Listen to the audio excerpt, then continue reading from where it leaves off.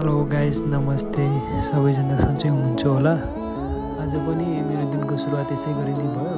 अनि बिहानतिर उठेँ अनि आफ्नो नास्ता खाएर फेरि यिनीहरूलाई पनि त्यही बनाएर आज चाहिँ त्यो मकैको पिठो र दुधमा त्यो मिक्स गरेर खुवाइदिएँ।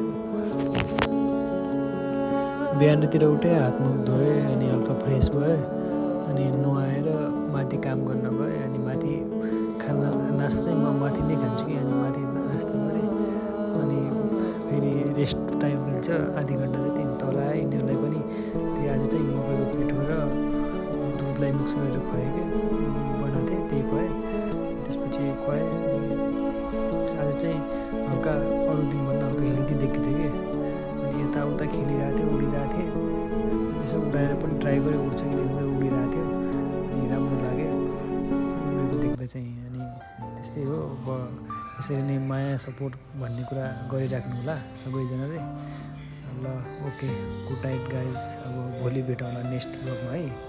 अनि एउटा कुरा चाहिँ अर्को, अस्ति चाहिँ त्यो हावाहुरी आएको थियो नि त, लास्टै असिनाहरू परेको थियो अनि त्यो परिवारको खसी थियो, त्यसलाई बचाउन सकेन, दुःख लाग्यो हल्का।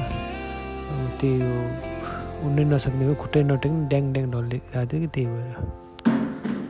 ओके गाइस, सबैजना राम्रोसँग बस्नु होला। Good night. अब भोलि चाहिँ नेक्स्ट ब्लगमा भेट